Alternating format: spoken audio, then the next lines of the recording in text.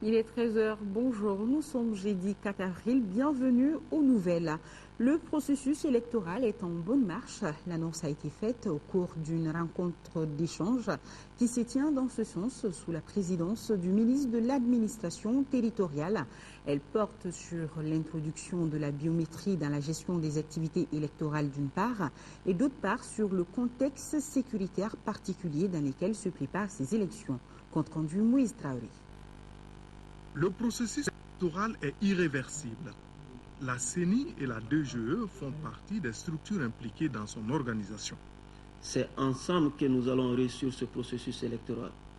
Il n'est pas question d'aller autrement. C'est en équipe soudée que nous allons pour organiser les élections que nous avons déjà commencé à organiser. En fait, le mois de juillet ne doit être que la fin d'un processus.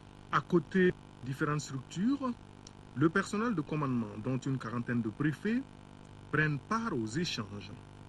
Le contexte particulier avec la situation sécuritaire dans une partie du pays exige une stratégie adaptée.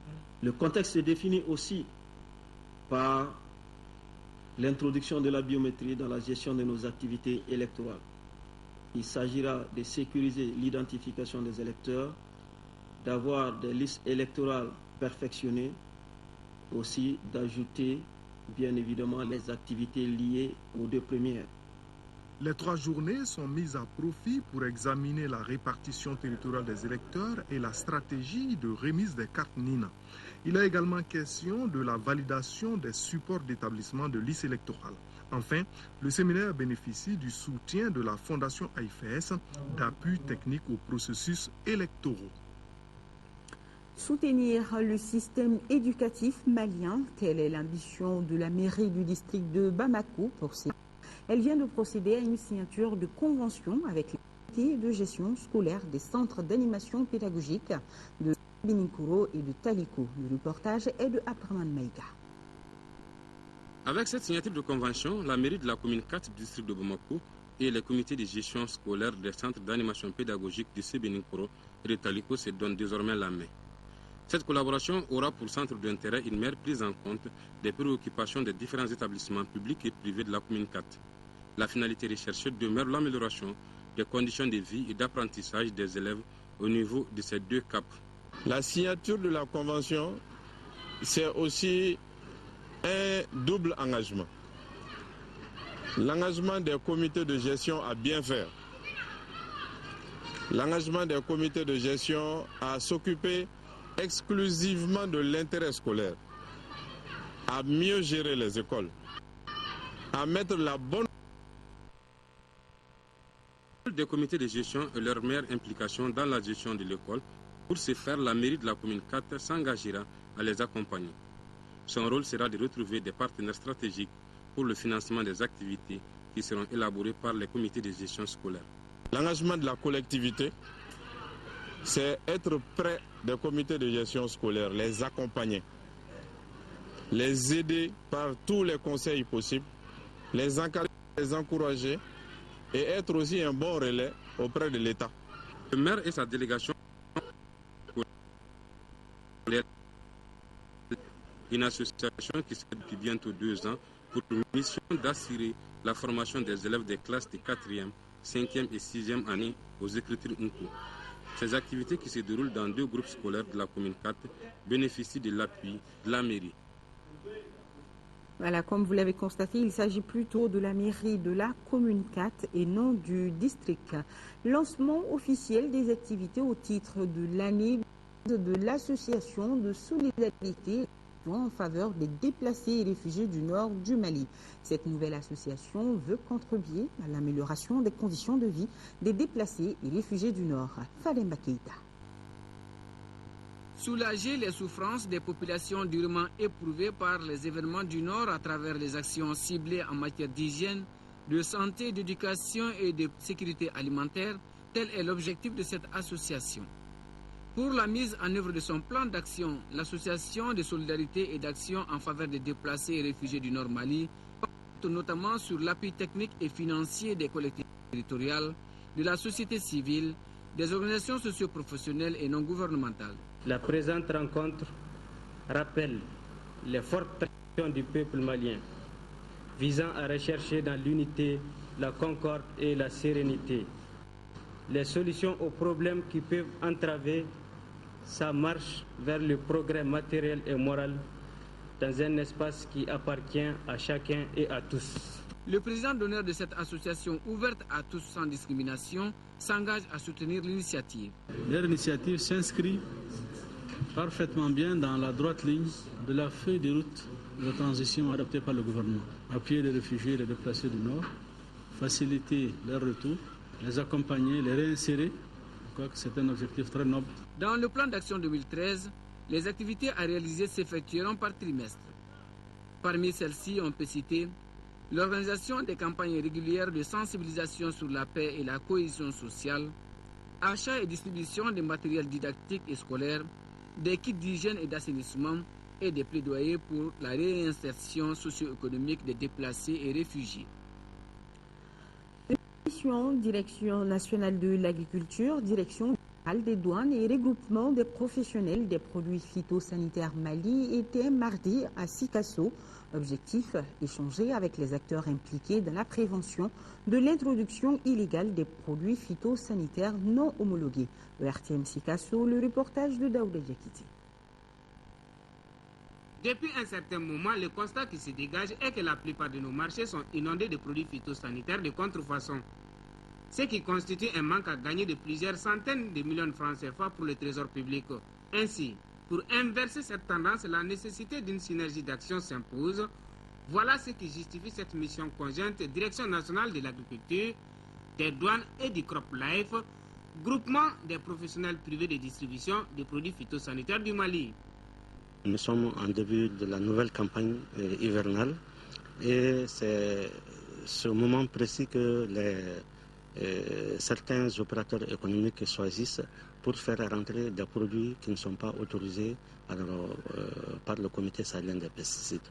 Sikasso est, à mon avis, un des endroits les mieux indiqués compte tenu de la longueur de la frontière avec les zones d'entrée de ces produits. Il s'agit donc à travers ce cadre de poser un diagnostic réel du phénomène de prolifération des produits non homologués, comment limiter ou sinon éradiquer l'introduction dans les territoires.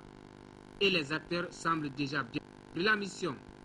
Dans un premier temps, nous sommes satisfaits de cette mission du fait qu'ils nous mettent à niveau par rapport à l'information, à la documentation. Donc à partir de l'instant, nous pensons que les agents auront des documents fiables, les permettant d'appliquer au mieux les dispositions de protection contre l'importation de ces produits non homologués. Les échanges avec les techniciens de l'agriculture ont surtout porté sur les moyens à préconiser pour lutter efficacement contre le trafic illégal sous toutes ses formes. Les personnes en situation de déficience auditive ont un espace pour s'informer à la télévision nationale. Pour un départ, c'est l'édition d'information d'Orokun Kibaru, concernée par le langage des signes. Un début que le même ambitionne de suivre en collaboration avec l'association malienne des sourds et Stop Handicap. Cheikh Oumar Sangaré nous en parle. Les déficients auditifs ont désormais accès à l'information sur la télévision nationale.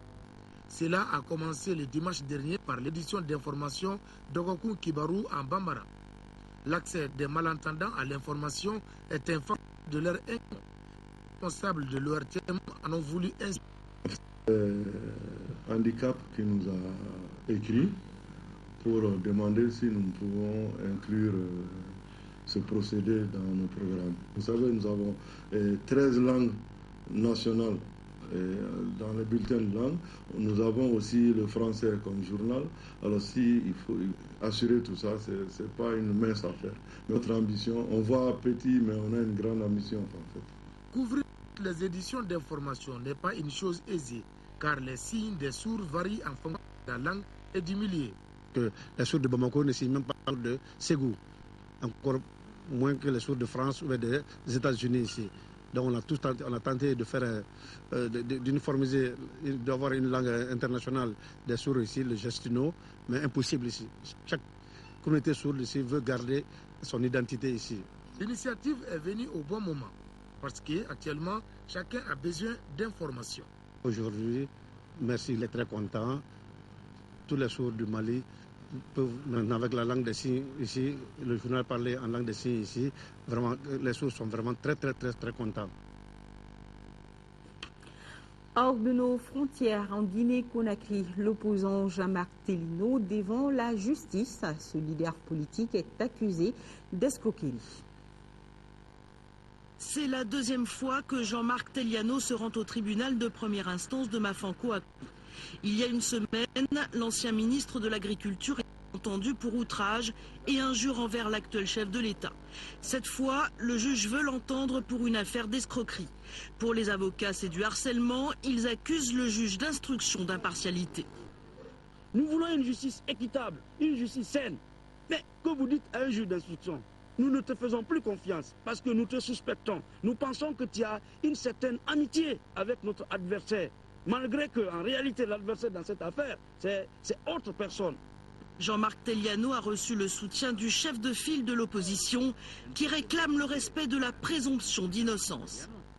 Aujourd'hui, c'est notre collègue, un leader d'un parti politique bien connu sur la place, et dont les droits sont aujourd'hui violés. Et c'était tout à fait normal que nous arrivions ici, donc pour exprimer notre solidarité à l'endroit de notre collègue. À la sortie du tribunal, les partisans de Tellino étaient présents, pancarte à la main, pour réclamer justice. Ils ont été sommés de partir par les forces de l'ordre, ce qui a provoqué une altercation. Il faudra l'intervention de Jean-Marc Tellino lui-même pour calmer les esprits. Toujours sur le continent, en Côte d'Ivoire, le dispositif militaire se renforce à l'ouest. Au Cameroun, première déclaration du président Bozizé en exil, justement parlant du coup d'État centrafricain qui a fait 13 victimes dans le rang des soldats sud-africains. Leur famille demande l'ouverture d'une enquête. Le président centrafricain déchu parle pour la première fois depuis son exil au Cameroun. La chaîne camerounaise privée Canal 2 a réussi à interviewer François Bozizé dans l'hôtel de Yaoundé où il vit retranché. L'ancien président accuse le Tchad de l'avoir lâché et d'avoir aidé les rebelles du mouvement Séléka. Selon François Bozizé, le Tchad songe aussi à sa présence au sommet extraordinaire sur la Centrafrique qui s'ouvre ce mercredi à N'Djamena. La polémique enfle en Afrique du Sud depuis la mort de 13 soldats en Centrafrique. Le président Zuma a rendu hommage à ses militaires tués le 24 mars par la rébellion pendant la prise de Bangui. Un bilan très lourd qui suscite beaucoup de questions. Les médias insinuent que le pouvoir a dépêché des militaires pour soutenir le président Bozizé en échange de contrats miniers. Démenti formel de Jacob Zuma. Nous rejetons toutes les insinuations sur les raisons de l'envoi de ces soldats en Centrafrique, autre que la poursuite de l'intérêt national et de l'intérêt du continent africain. Un plaidoyer qui a du mal à convaincre. Le parti d'opposition, l'Alliance démocratique, a demandé une enquête sur le rôle de l'armée sud-africaine en Centrafrique. La Côte d'Ivoire renforce son dispositif militaire à l'ouest. Selon le chef d'état-major ivoirien, 600 soldats de l'armée régulière sont désormais déployés dans les départements de Tout-le-Pleu, Guiglo et Taï. Ces militaires, aidés de patrouilles aériennes de l'ONUCI, resteront au moins jusqu'aux élections législatives du 21 avril. Objectif, sécuriser l'ouest ivoirien, confronté récemment à plusieurs attaques meurtrières. Pascal Simbikangwa est le premier Rwandais renvoyé devant la justice française pour complicité de génocide. Cet ancien capitaine de l'armée rwandaise a été arrêté à Mayotte en 2008. Handicapé depuis un accident de la route, il est présenté comme un membre de l'AKAZU, cellule Hutu de planification du génocide rwandais. Pascal Simbikangwa a 10 jours pour faire appel de sa mise en accusation. Voyons à présent l'actualité à travers le monde et en télégramme. Israël met en garde contre toute attaque en provenance de Gaza ou du Golan après des tirs de roquettes vers la ville de Sderot. La mort d'un prisonnier palestinien dans un hôpital israélien a rallumé les tensions au territoire. L'armée de l'air de l'État hébreu a effectué 3 frappes de représailles sur la bande de Gaza sans faire de blessés. Ce sont les premières depuis la trêve conclue fin novembre avec le Hamas qui rend Israël responsable de l'escalade de la violence.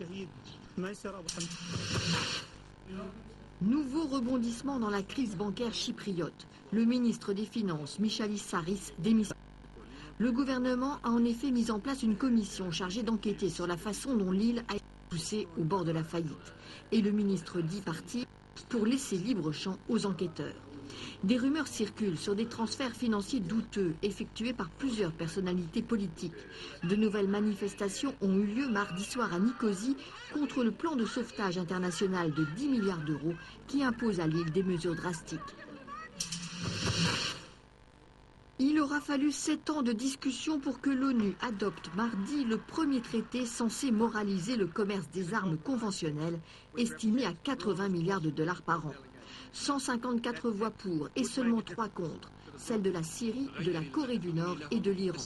Toutefois, 23 pays se sont abstenus, parmi lesquels certains des principaux exportateurs ou acheteurs de ces armes, Russie, Chine ou encore Égypte ou Inde. Le traité sera ouvert à la signature à partir de juin, chaque pays étant libre de le parapher ou non. La grippe aviaire fait de nouveau parler d'elle en Chine avec la mort de 3 personnes sur une dizaine pour l'instant contaminées. Il s'agit d'une nouvelle souche du virus, la H7N9, qui ne s'était jusque-là pas transmise à l'homme. Les premiers cas sont apparus à Shanghai et se localisent dans l'est du pays. Certaines victimes n'avaient pas de contact direct avec des volailles. Les scientifiques craignent donc une mutation du virus. La grippe aviaire a fait 360 morts dans le monde depuis 2003, mais la souche H5N1, la plus commune, ne se transmet pas jusqu'à présent d'homme à homme.